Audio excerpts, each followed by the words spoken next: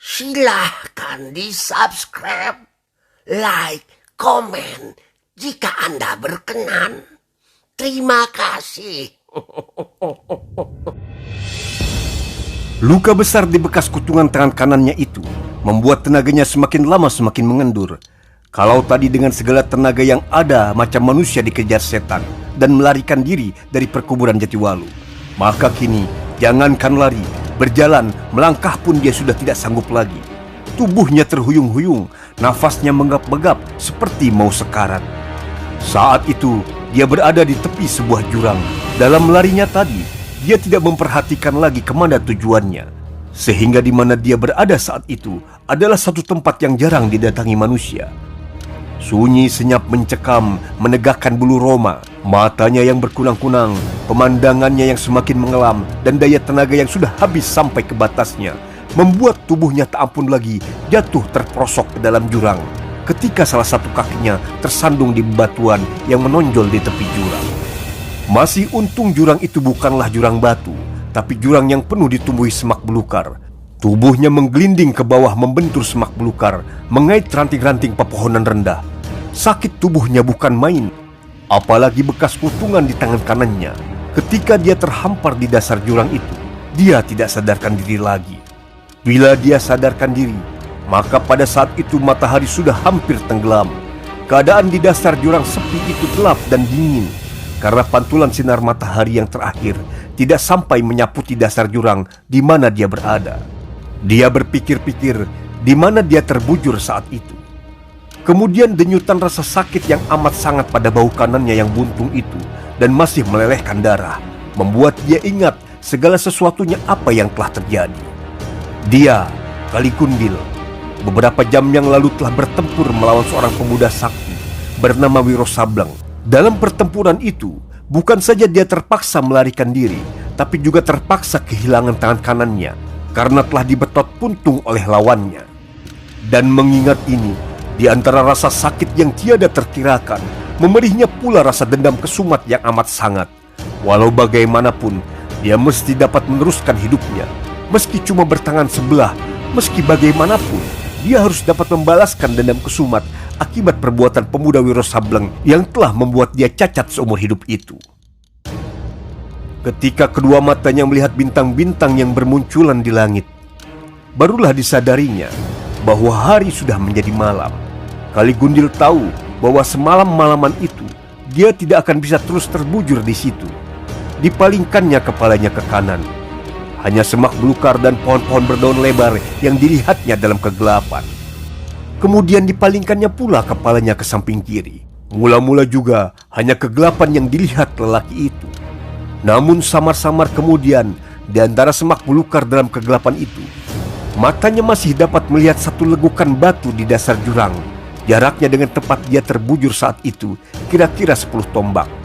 Daripada terbujur di tempat terbuka begitu, Kaligundil berpikir lebih baik pindah ke tempat cegukan batu itu. Tapi dengan keadaan dan kekuatan badan seperti itu, tidak mudah bagi Kaligundil untuk berpindah tempat. Jangankan untuk berdiri, merangkak pun tidak bisa. Jangankan untuk beringsut, bergerak sedikit pun, sekujur tubuhnya terasa sakit bukan main. Namun dengan keyakinan penuh untuk bisa menyelamatkan diri, dengan mengumpulkan segala sisa tenaga yang masih ada, seingsut demi seingsut, akhirnya berhasil juga Kaligundil mencapai legukan batu itu. Ternyata legukan itu adalah sebuah mulut gua, dan pada saat itu dia berhasil mencapai mulut gua itu. Untuk kedua kalinya, Kaligundil jatuh pingsan kembali. Kaligundil sadarkan diri pada keesokan paginya, beberapa jam sesudah matahari terbit. Anehnya, tubuhnya terasa lebih mendingan dibandingkan dengan keadaan hari kemarin. Kaligundil tak habis pikir, kenapa hal ini bisa terjadi. Bahkan ketika dia coba menggerakkan badannya, dirasakannya kekuatan yang malam tadi sudah hampir habis ke batas terakhir itu, kini mulai berangsur kembali. Dia duduk bersandar ke dinding gua. Pada saat itulah dirasakannya bahwa dari dalam gua keluar semacam hawa yang lembab ngilu-ngilu kuku. Hawa inilah yang agaknya telah mempengaruhi keadaan diri Kaligundil yang telah memberikan kepulihan kekuatan kepadanya. Kemudian Sewaktu dia memandang meneliti ke dinding gua di sekelilingnya, samar-samar tertutup oleh debu yang menebal, tergugus oleh ketuaan zaman, Kali Gundil melihat banyak sekali tulisan-tulisan. Tulisan-tulisan itu kacau balau tak teratur, tapi bila dibaca dan disambung satu persatu, akan merupakan rentetan kalimat yang memberikan pengertian pelajaran ilmu silat. Semakin lebar Kali Gundil membuka kedua matanya. Mula-mula, apa yang dibaca olehnya itu memang sulit dimengerti.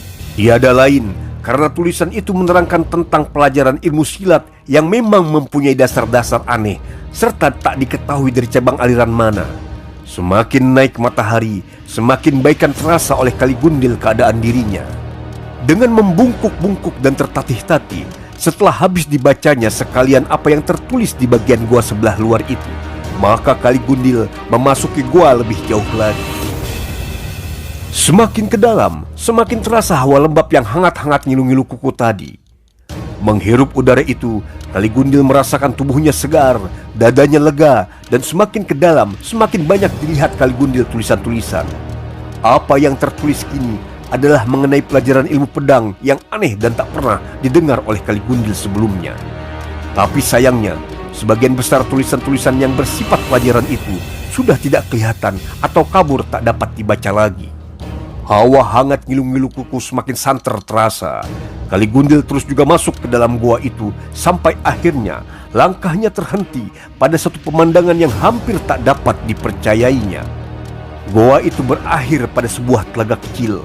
Telaga ini lebih tepat disebut kolam, karena tepinya dikelilingi oleh batu-batu. Air telaga berwarna biru gelap dan mengepulkan asap kebiruan.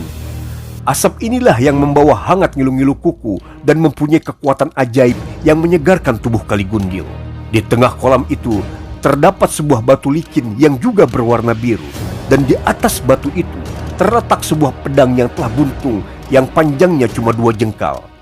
Seperti air kolam dan batu licin, senjata ini juga berwarna dan memancarkan sinar biru. Mengapa pedang itu tinggal buntung sedemikian rupa? Kemana bagian yang lancip lainnya? Dan mengapa sampai benda itu berada di situ? Berdiri beberapa lama di tepi kolam itu, Kali Gundil merasakan badannya semakin segar. Sedang ketika diteliti luka di bahu kanannya yang buntung itu, luka itu pun kelihatannya lebih sembuhan dari saat-saat sebelumnya. Air kolam ini mengandung khasiat yang hebat, pikir Kali Gundil. Dia membungkuk untuk menyidupkan dan sekaligus untuk melihat lebih dekat pedang buntung yang di atas batu itu.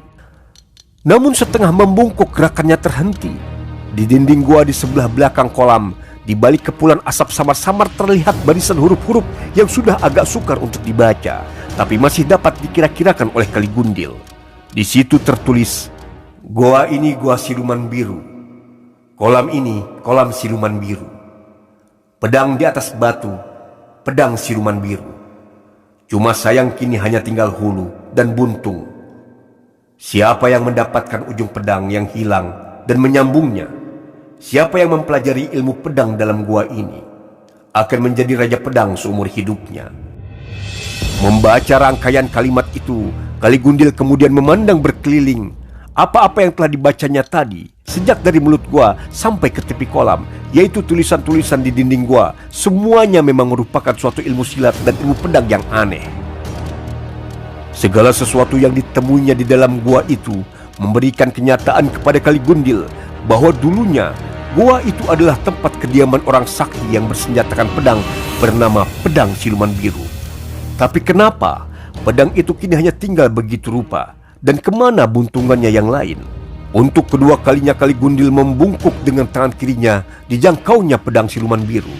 Pada detik jari-jari tangannya memegang hulu senjata itu, maka aneh sekali mengalirlah suatu aliran yang membuat kekuatan Kali Gundil dan keadaan tubuhnya benar-benar pulih seperti sedia kala.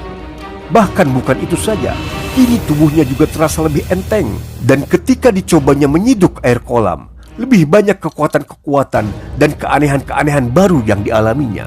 Kali Gundil gembira sekali. Tanpa menunggu lebih lama, dia berlutut di tepi kolam dan berkata, "Pemilik gua siluman biru, dimanapun kau berada, siapapun kau adanya, aku Kali Gundil mengucapkan terima kasih Karena apa yang ada dalam goamu ini telah menyembuhkan aku dari sakit dan luka yang aku alami. Hari ini aku, Kaligundil, mengharapkan segala kerelaanmu untuk sudi mengangkat kau sebagai guru. Apa-apa yang tertulis di dalam goamu ini akan kupelajari dengan tekun. Demikianlah mulai hari itu, dengan seorang diri dia menekuni setiap apa yang tertulis di dinding goa.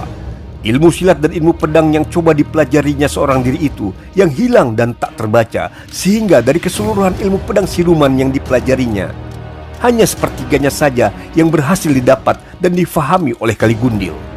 Namun demikian, itu pun sudah luar biasa sekali, sehingga 4 bulan kemudian ketika dia keluar dari gua siluman itu, maka Kaligundil yang kini sudah berubah 180 derajat dalam ilmu persilatan. Dan ini menambah keyakinan Kaligundil bahwa dia akan berhasil menuntutkan sakit hatinya terhadap pendekar 212 Wiro Sableng.